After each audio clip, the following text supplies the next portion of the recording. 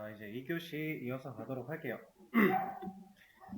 자, 좀 전에 우리가 기본적인 조건문 형태를 배워봤다면 이번엔 조금 더 딥한 형태를 배워볼 건데, 자, 일단은 앞에 코드를 제가 좀 수정을 해놨어요. 이거 따라치지 않으셔도 됩니다. 여러분들 그냥 화면 보세요.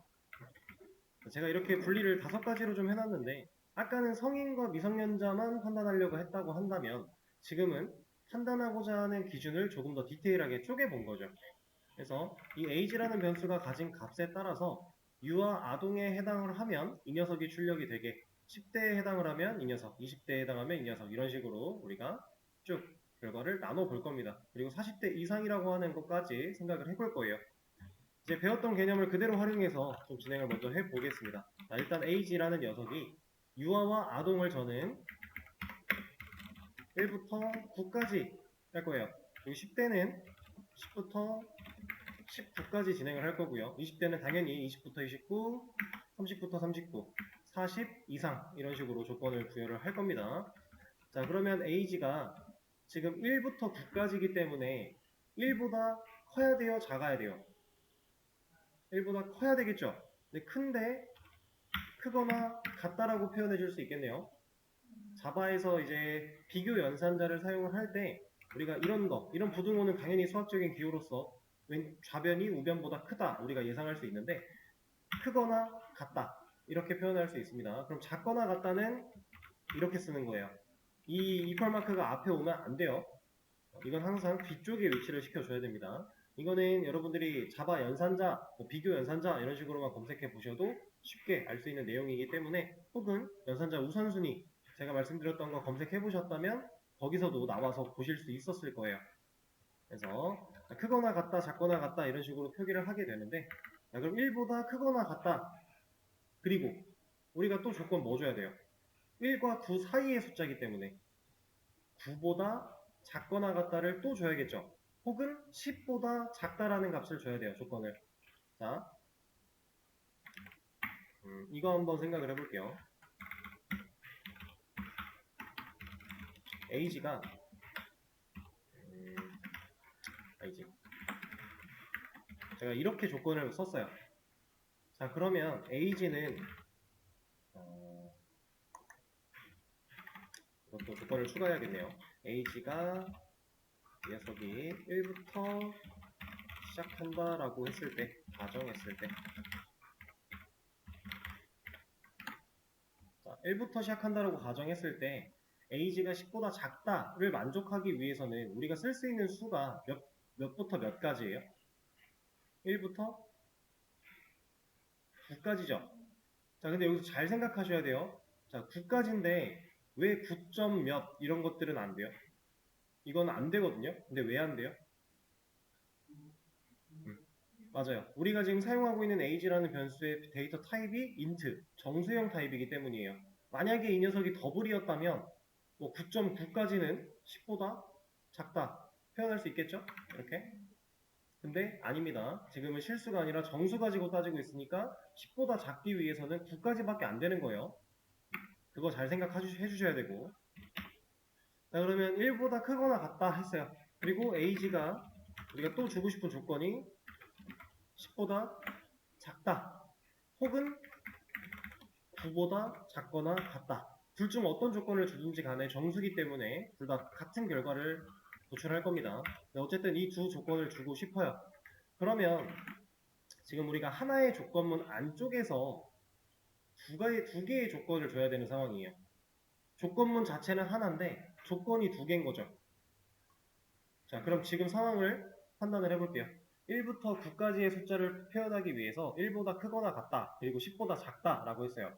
그러면 이 둘 다 만족을 해야 부합하는 상황일까요? 아니면 둘 중에 하나만 만족을 해도 1부터 9라는 수를 우리는 얻어낼 수 있을까요? 네, 이건 둘 다 만족을 해야겠죠. 그러면 우리가 한국말로 그냥 한글로 쉽게 표현했을 때 그리고라는 말과 또는이라는 말이 있어요. 그리고는 둘 다 만족을 해야 되는 거고요. 또는은 하나만 만족을 해도 되겠죠. 언어에서도 그런 표현 방법이 있습니다. 지금 둘 다 만족을 해야 되기 때문에 영어에서 and의 의미로 그리고의 의미로 우리가 사용할 수 있는 자바 문법 기호가 있는데, 자, 이런 기호가 AND의 의미를 가지고 있어요. 자, 이 녀석은 %라고 하는 기호인데요. 여러분들 키보드에서 숫자 7번, Shift 누르고 숫자 7을 누르면 이 녀석이 화면에 나타날 겁니다. 숫자 패드 쪽에 있는 숫자 말고 키보드 패드 쪽에 있는 숫자 7을 Shift와 함께 누르시면 나올 건데, 이 %라는 기호 두 개를 붙이면 얘가 자바에서 AND, 즉 그리고라는 뜻이에요. 이 좌변과 우변에 있는 값이 둘 다 참일 때에만 이 조건은 참일 거야 라고 명제를 우리가 걸어줄 수 있는 건데요. 자, 이런 표기들은 이제 논리연산자라고 얘기를 합니다. 우리가 사용했던 이런 부등호들, 이런 것들은 비교연산자라고 얘기를 하고요. 이런 AND 기호, 이런 것들은 논리연산자다. 외우실 필요는 없지만 그냥 이거 수업 페이지에도 공유해 드릴 건데 그냥 알고 계시면 됩니다. 그냥 일부러 외우려고는 안 해도 돼요. 쓰다 보면 어차피 머리에 들어올 거니까. 자, 그러면 그리고라고 하는 표기가 있으면 당연히 또는이라고 하는 표기도 있겠죠? 영어로 이제 오어의 의미를 가지게 되는 이 또는 표기는 이렇게 생긴 녀석이에요. 자, 이 녀석은 버티컬 바라고 하는 녀석인데 버티컬 바를 두 개 적은 겁니다. 자, 이거는 제가 역슬래시 말씀드렸을 때 그 역슬래시라고 하는 녀석과 같은 키에 보통 들어있게 될 거예요. 이게 한 키에 들어있죠. 자, 엔터키 위 혹은 백스페이스 밑 혹은 백스페이스 근처 어딘가에 있을 겁니다. 자, 쉬프트를 누르고 해당 키를 눌러보시면 이 가운데 있는 버티컬 바가 이런 식으로 표기가 돼요.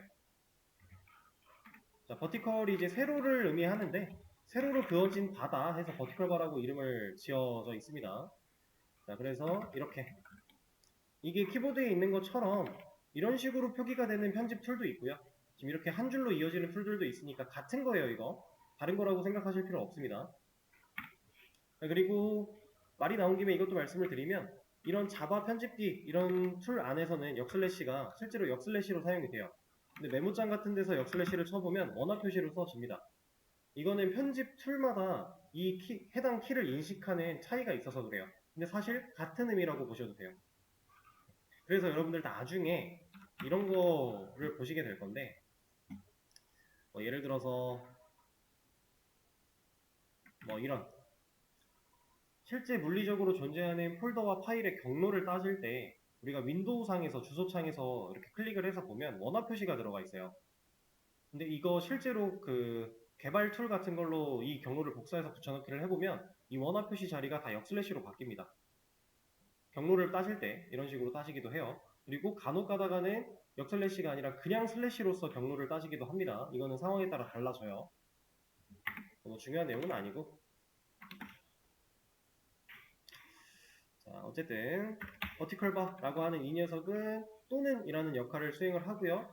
좌변에 있는 녀석, 우변에 있는 녀석 둘 중에 하나만 만족을 해도 하나만 참이어도 이 결과를 참으로 봐줄 거야 라는 의미를 가지고 있습니다. 그래서 AND와 OR의 의미를 가진 기호 우리가 알아봤어요. 지금 상황은 AND를 써야만 하는 거니까 AND 사용하도록 할 거고요. 이 상황일 때 유아동이라는 출력 결과 보여줄 거야.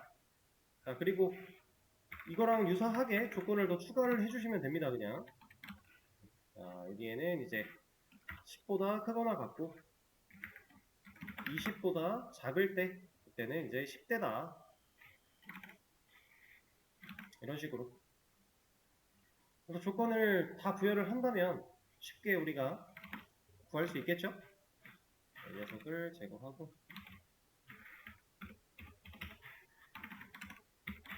이렇게 해놓은 다음에 20, 30, 40 여기는 지울게요. 그 다음에 30, 40 이렇게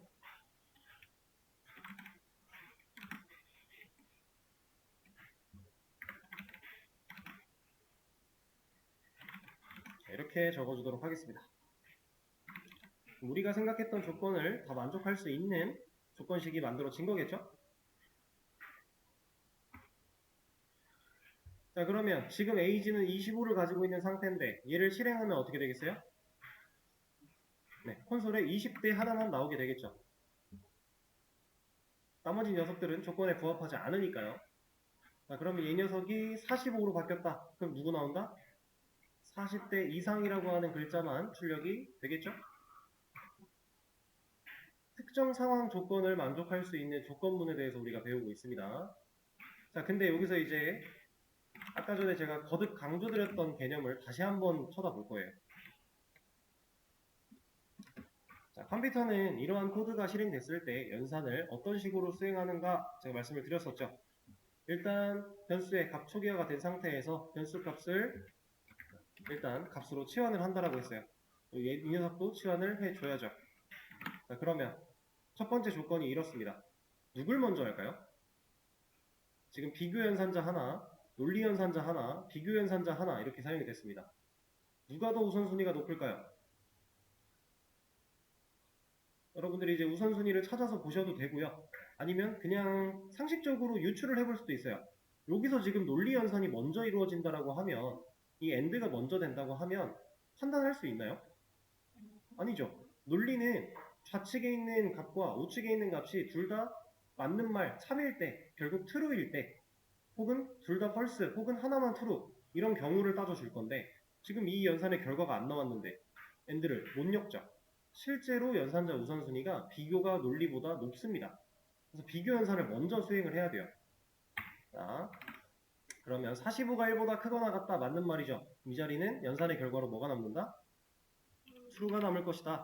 자, 45는 10보다 작다. 이 연산의 결과는 거짓이죠. 그럼 연산의 결과로 false가 남는다. 자, true and false예요. 둘 다 만족을 해야 되는 녀석인데 하나가 false, 만족을 못했습니다. 그럼 이 녀석의 최종 결과는 네, false가 된다. 그래서 이 녀석은 수행하지 않는다. 중괄호 안쪽 안 들어오겠죠? 자, 똑같습니다. 밑에 있는 거. 같은 방식으로 45. 이거는 참이니까 true. 여기는 거짓이니까 false. 결과는 false. 이렇게. 그래서 밑에 조건도 마찬가지. 그리고 여기까지 내려와요. 얘네 다 실행을 못했으니까 다음 코드 계속 봐야죠. 어쨌든. 자, 이 녀석 실행해보니까 45 치환되고요. 얘가 맞는 말이네요. 그럼 true. 그럼 이 녀석을 출력하겠죠. 자, 이게 컴퓨터의 연산 방식이에요. 그리고 이 연산 방식에서 제가 상황을 조금 바꿔놓고 다시 한번 보여드릴게요. 자, 이런 상황이라고 했을 때 AJ의 값이 5라고 한번 놔보겠습니다. 자, 그러면 이 조건 우리는 이제 연산 직접적으로 컴퓨터처럼 안 해봐도 알잖아요. 지금 5가 AG가 5기 때문에 이건 참이죠. 네, 그럼 이거 출력하겠죠. 자, 그 다음에 컴퓨터가 이 연산을 했다고 가정하고 지금 지나온 거예요. 그 다음에 우린 정답을 찾았어요. 이렇게 찾아내면 10대, 20대, 30대, 40대 이상 다 아닐 거라고 우리는 확실히 알 수 있죠. 컴퓨터는 모르겠죠. 그럼 컴퓨터는 이걸 출력한 뒤에 코드가 이제 없으니까 미품은 빠져나와서 다음 미품을 또 만나겠네요. 이 녀석을 수행을 합니다. 얘를 해야 돼요. 연산을 다 해요. 오 해서 이거 false구나 안 해. 이거 보고 이거 결과적으로 false구나 안 해. 이거 보고 안 해. 이거 보고 안 해. 까지 해야 컴퓨터 연산이 종료가 되는 거예요. 그럼 우리는 이 코드를 실행할 때 컴퓨터가 정답을 찾아내고 프로그램이 종료되기까지 연산을 상당히 많이 하는 겁니다. 치환하는 연산 한 번씩, 이거 한 번, 이거 한 번, 총 2번 했죠. 거기에 이 비교 연산 한 번, 비교 연산 2번, 2번 더 하고요. 그 다음에 논리 연산까지 한 번 더 하겠네요. 그럼 5번을 해요. 하나의 if 문당 현재 5번의 연산을 진행을 하는데, 그리고 출력하고 밑으로 내려와서 또 5번, 5번, 5번. 이거는 5번까지는 아니겠죠? 치환 한 번, 비교 한 번, 2번. 사람은 얘가 정답이니까 이 녀석들을 안 봐도 돼 라고 판단할 수 있지만 컴퓨터는 그러지 못해서 불필요한 연산을 지금 대략적으로 17번 정도 더 하는 거예요. 물론 이 17번이라는 연산은 컴퓨터 입장에서 생각했을 때 정말 찰나입니다. 사람이 인지할 수 없는 찰나예요. 근데 이런 것들이 반복적으로 쌓여서 17번은 찰나인데 170번은 이것도 찰나예요. 1700번 찰나예요. 17,000번 찰나예요. 근데 이게 계속 쌓이면 컴퓨터한테도 찰나가 아니게 되겠죠. 실제로 우리가 개발을 할 때는 불필요한 연산을 하는 코드들은 줄여줘야 돼요. 어느 정도 그런 걸 생각을 해줘야 됩니다. 그래서 우리가 다음 문법으로 배울 게 자, 지금 우리가 if 배웠어요. 그리고 나서 배울 게 이제 else if라는 녀석이에요. 자, else 이 단어가 가지고 있는 뜻 직접적으로 한번 생각을 해보면 그 밖에 정도라고 생각할 수 있어요. 근데 그 밖에 하고 if가 또 왔습니다. 그러면 이 if는 그냥 만약에 뭐뭐 한다면 이런 의미였다면 이 else if는 이 녀석이 아닐 때 그 밖에 혹시 이거라면 이런 정도로 우리가 생각할 수 있어요. 그래서 이 녀석을 어떻게 쓰냐면 실제로 적용을 시켰을 때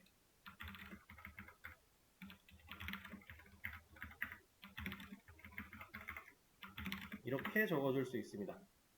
자, 이러면 아까 전에 있는 것과 사실 달라진 게 별로 없어 보이죠? if로 되어 있던 녀석들이 그냥 else if가 됐을 뿐이에요. 근데 이렇게 코드를 바꿨을 때 어떤 효과가 있는 거냐면, 자, 지금 이 코드가 실행이 됐다라고 가정을 하면 age 5죠. 이 조건 연산 컴퓨터는 해야 돼요. 합니다. 그럼 결과적으로 참이 남아요. true가 남아요. 그럼 얘를 수행을 했죠. 하겠죠. 자, 그리고 코드를 빠져나가면 그 다음 if를 원래 봤었어요. 근데 이 녀석은 이제 이만큼이 하나의 조건문이 되는 겁니다. 한 덩어리가 되는 거예요. 자, 이게 무슨 말이냐면 이 else if를 적용하기 전에 우리가 해놨던 if 이 모양이 각각의 if 덩어리 하나씩 총 5개가 존재하는 상황이었다 라면 else if로 밑에 있는 녀석들을 수정해 줬을 때는 이만큼의 녀석이 그냥 한 덩어리가 된다. 그래서 얘는 어떻게 동작을 하냐면 자, 조건이 참을 만나서 수행을 했습니다. 그러면 그 밑에 있는 조건을 아예 쳐다보지 않아요. 그냥 바로 여기서 빠져나가는 게 이쪽으로 나가는 거예요. 그럼 예를 들어서 얘가 15예요. 그럼 이거는 조건을 참을 못 만나죠. 거짓이죠. 이거 안 하겠네요. 그럼 코드는 어디로 가요? 이제는 밑으로 와야죠. 참을 한번 만날 때까지는 조건을 다 수행을 해요. 그래서 이 녀석을 봤는데 참이죠. 그럼 이걸 실행하겠죠. 그러면 이제 여기를 안 보는 거예요. 이 밑을. 이렇게 한 덩어리로 만들어주는 효과를 볼 수 있습니다. 그럼 우리가 이걸 가지고 얻을 수 있는 장점이 뭐냐? 아까 전에 말씀드렸던 17번의 불필요한 연산을 없앨 수 있다는 거죠. 물론 이런 경우에는 연산의 횟수를 줄일 수는 없어요. 이때는 한 덩어리든 5덩어리든 결과적으로 연산을 다 볼 겁니다. 조건을. 조건이 맨 마지막에 우리가 원하는 답이 있으니까. 그죠? 근데 이런 경우가 아닌 경우에는 무조건 이득이기 때문에 우리가 상황에 따라 조건을 완전히 분리를 시켜서 따로 써야 되는가 아니면 하나의 덩어리로 묶어서 써야 되는가 이런 거를 좀 판단을 해서 진행을 하셔야 됩니다. 자, 이게 이제 else if에 관련된 내용이었어요. 자, 그리고 한 가지 개념을 더 배울 겁니다. 자, else라고 하는 녀석을 배울 거예요. 자, 이 녀석. 제가 아까 그 밖에라고 얘기를 드렸었는데 그 밖에 하고 조건을 부여하는 게 else if였고 이 else 같은 경우는 지금 우리 상황에서 얘를 볼 거예요. 얘를. 지금 현재 우리가 걸러내고 싶은 건 유아 아동부터 해서 10대, 20대, 30대 그리고 40대 이상입니다. 그러면 사람의 나이를 생각했을 때 나이는 1부터 시작을 하겠죠. 1부터 시작해서 뭐 유아 걸렸고 10대 걸렸고 20대 걸렸고 30대 걸렸어요. 다 걸러냈어요.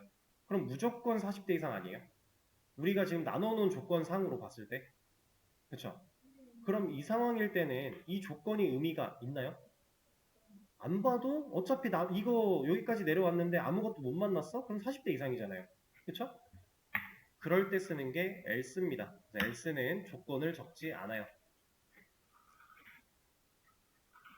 이렇게. 자, 그럼 이 녀석의 의미는 그 밖의 모든 경우라고 생각하시면 됩니다.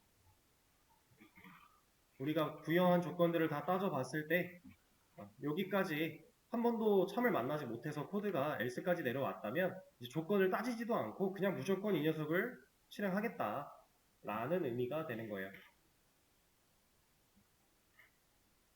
이게 자바에서의 조건문 if에 해당하는 내용이었습니다. 그래서 if, else 이렇게 사용을 할 수가 있는데 자 구조를 좀 볼게요. 자, if로 시작하지 않은 상태에서 else if로 시작할 수 있을까요? 없을까요? 네, 얘는 불가합니다. 무조건 조건문의 시작은 if예요. 그리고 나서 else if 쓰지 않고 else 쓸 수 있을까요? 얘는 가능합니다. 우리가 이지선다 같은 걸 하고 싶을 때 아까 성인 미성년자 같은 거 할 때 if 조건에 만약에 여기다가 age가 20보다 크거나 같다. 이렇게 놨어요. 그럼 이건 성인에 해당하는 조건이죠. 이쪽에서는 성인 출력해주고 그 다음에 조건 없이 else로 엮은 다음에 여기서는 미성년자 출력해주고 이렇게 사용이 가능합니다. 그럼 성인인 경우가 아니면 무조건 미성년자 출력이 된다라는 거예요. if, else 사용 가능하고요. 그러면 else를 사용하지 않고 if랑 else, if만 쓸 수 있을까요? 이거 가능합니다. else는 필요에 따라서, else, if도 마찬가지 필요에 따라서 쓸 수도 있고 안 쓸 수도 있는 거예요. 자, 그러면 이건 어떨까요? 순서를 이렇게 쓴다면 이런 조건문 가능할까요? 얘는 말이 안 되는 겁니다. 왜냐면 이 녀석이 그 밖에 모든 거예요. 자, if로 시작을 했고 그 밖에 모든 걸 따졌는데 그 다음에 조건을 줄 수가 없죠. 모든 걸 여기서 검증을 했는데 그래서 실질적으로 이런 문법은 없어요. 그래서 if 조건을 사용할 때 if, else, if, else 이렇게 세 가지를 다 쓸 수 있는가 하면 둘만 쓰거나 아니면 이렇게 둘만 쓰거나 아니면 아예 안 쓰거나 이런 식으로 사용이 가능한 겁니다. 자, 그러면 이 코드를 이쪽으로 가져와서 얘를 봤을 때 좀 헷갈리게 해드릴 거예요.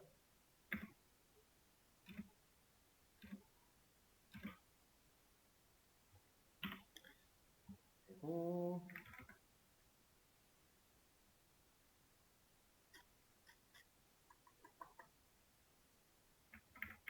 여기를 약간 수정하겠습니다.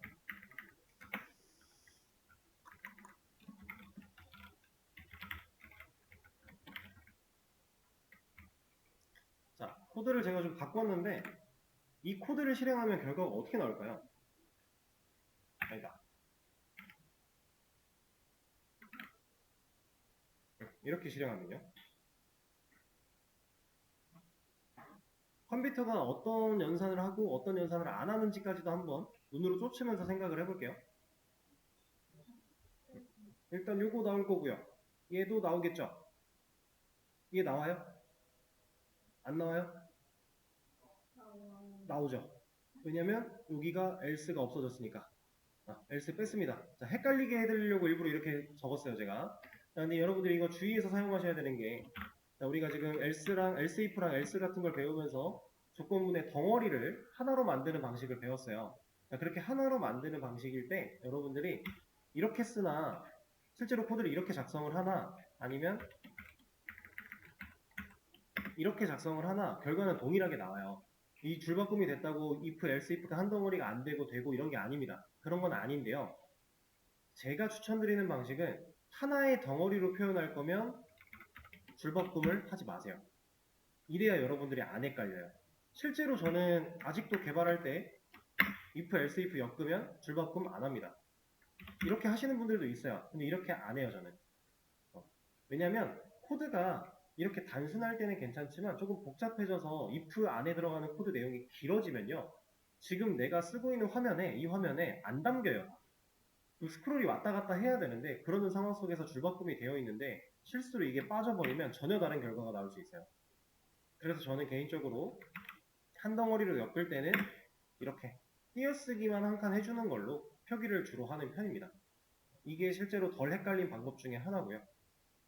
이걸 이렇게 써놓으니까 헷갈렸잖아요. 그죠? 그래서 새로운 조건문이 탄생할 때는 줄바꿈을 무조건 해주는 방식으로 이러면은 여러분들 스스로가 헷갈리는 경우가 많이 없을 거예요. 이렇게 if와 else, if, else 조건문에 대해서 알아봤고요. 자, 그리고 이제 자바의 조건문에는 우리가 방금 배운 이렇게 if로 시작하는 녀석이 있는가 하면 switch라고 하는 녀석도 있어요. switch case라고 보통 얘기를 하는데 이것도 조건문에 해당하는 문법이에요. 근데 이 녀석은 지금 안 알려드릴 겁니다. 우리 그냥 if만 알려드릴 거예요. 얘를 실질적으로 활용해서 효율이 좋은 상황들이 꽤나 있지만 여러분들이 이거 몰라도 전혀 상관없어요. 그리고 이 스위치 케이스는 여러분들이 자바가 좀 익숙해진 뒤에 그리고 나서 나중에 따로 검색해서 찾아보셔도 전혀 어렵지 않아요. 오히려 if, else, if보다 더 쉬워요. 명확하거든요. 그래서 이 녀석으로 할 수 있는 조건은 얘로 다 가능하고요.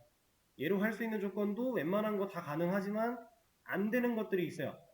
그래서 우리는 통합적으로 이 녀석을 먼저 배운 거고요. 그리고 실제로 이 녀석을 더 많이 사용을 합니다. 조건문이 이렇게 두 개가 있지만 이 녀석을 쓰는 경우는 특수한 경우, 이 녀석을 썼을 때 효율이 좀 극강으로 올라갈 수 있는 경우, 그 경우를 제외하고는 웬만하면 다 이걸 쓴다라고 생각하시면 돼요. 궁금하신 분들은 스위치 케이스 한번 검색해 보시면 되고요. 상당히 쉬우니까 어렵게 생각할 필요는 없습니다. 자, 그리고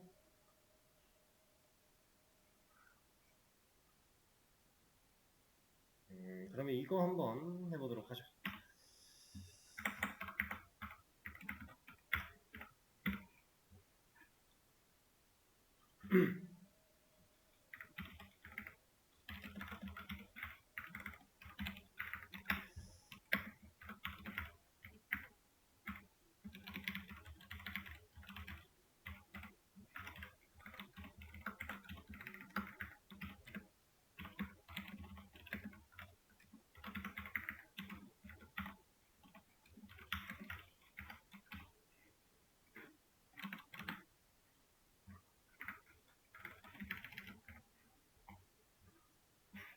자, 복습의 개념이에요. 자, 이 코드 실행하면 어떤 결과 나오죠?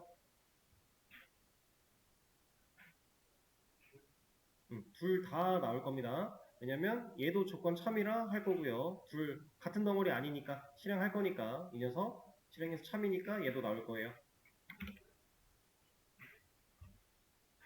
결과 나왔죠. 자, 근데 이 상태에서 제가 여기를 else if를 걸었다. 그럼 이제 이 실행 결과는 느낌표만 나오게 되겠죠. 왜냐면 조건은 둘 다 만족할 수 있는 조건이지만 이 녀석이 참이 돼서 얘를 실행하고 나면 밑에 있는 건 아예 쳐다를 안 볼 거니까 한 덩어리가 됐으니까 그죠? 이 경우는요 당연히 느낌표만 나오겠죠. 만약에 얘가 이런 식으로 바뀐다면 당연히 골뱅이만 나오게 될 거고요. 아니지, 작거나 같으니까 이렇게 갔어야 골뱅이가 나오겠군요. 이런 식으로 기본적인 개념 설명은 여기서 이제 끝났습니다. if는 상당히 쉬운 문법 중에 하나고요. 여러분들 실제로 활용하는데 그렇게 어려움 없이 사용할 수 있는 방식입니다. 이 중괄호와 소괄호 이런 녀석들만 문법적으로 쓰는 방식만 잘 기억을 하시면 의미적으로 개념적으로는 어려울 게 전혀 없어요.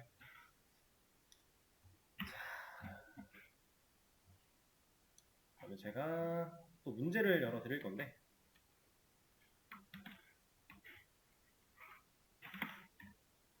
자, 수업 페이지 새로 고침해 보시면은 개념에 대한 정리 이렇게 쭉 올라가 있고요. 그리고 조건문이라고 하는 곳 밑에 문제가 하나 열려 있을 거예요. 이 개념 부분은 여러분들 나중에 수업 끝나고 나서 한번 읽어보시는 걸 추천을 드리고 자, 조건문 문제 열어서 지금 풀어보시면 되겠습니다. 자, 여러분 죄송해요. 잠깐만 앞에 화면 볼게요. 제가 개념 열어드린 거에 보시면은 윗부분에 이런 내용이 있어요. 정수끼리 연산하면 결과는 정수다. 20 나누기 10을 하면은 0.5가 아니라 0이다 이렇게 나오는데 자, 이거는 그냥 제가 하나 보여드릴게요.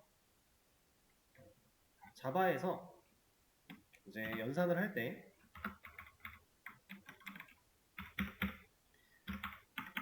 자, 예를 들어 A라는 녀석이 10이고 B라는 녀석이 100이다. 그리고 B 나누기 A 잠깐만 이러면 아니지 B를 A로 나눈 결과를 우리가 눈으로 보고자 하면 이 결과는 뭐겠어요? 이게 나누기 기호거든요. 이거 10이겠죠? 반대로 썼네요 제가. 죄송합니다.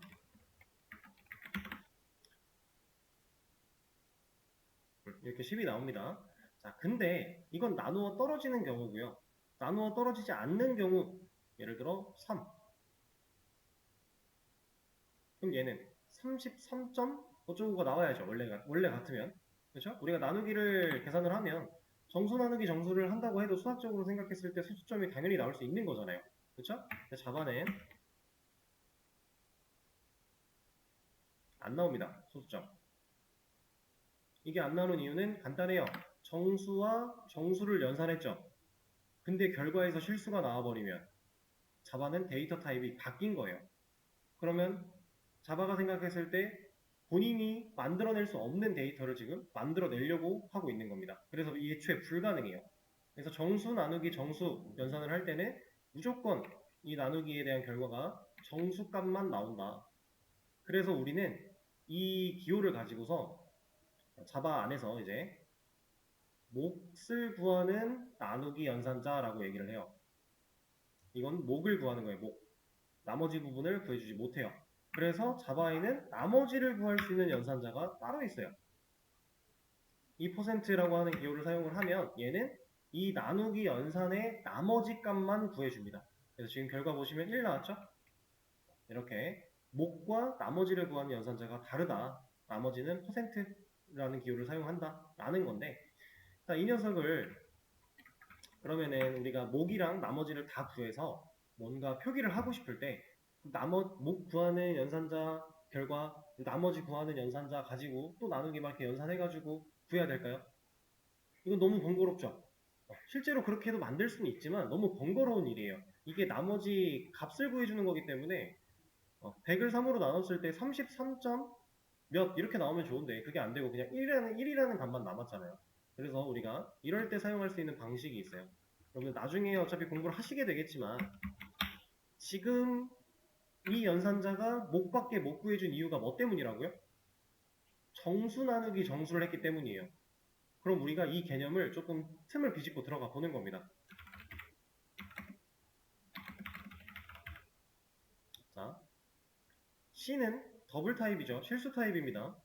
100을 넣었어요. 우리가 이렇게 100이라는 값을 넣어도 C라는 값에는 결국 100.0이라는 값이 들어가게 되는데 이것도 눈으로 한번 볼까요?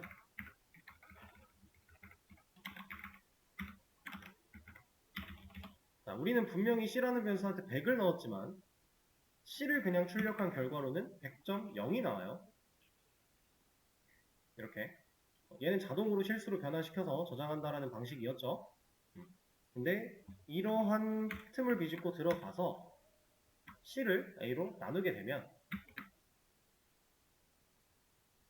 얘는 소수점이 나옵니다. 자, 이거를 똑같이 반대로 한번 가볼게요. 이 녀석을 주석을 걸어주고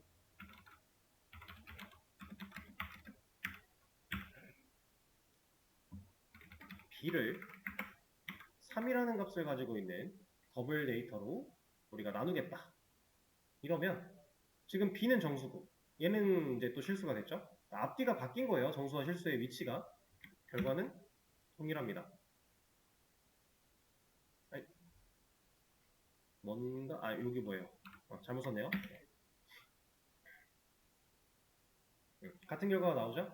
자, 이걸 보고 우리가 알 수 있는 사실 자바에서는 정수 나누기 정수 연산에서 무조건 몫밖에 못 구하지만 정수 나누기 실수 나누기 정수 그러니까 나눠지는 수 혹은 나누려고 하는 수 둘 중에 뭐든 하나만 실수가 들어가면 그냥 소수점 연산 결과는 나온다. 이렇게 상황에 맞게끔 활용하시면 된다는 걸 알려드리는 겁니다. 나누기 연산자에 대해서 간단한 내용이었고요. 다시 문제 풀어보시면 돼요.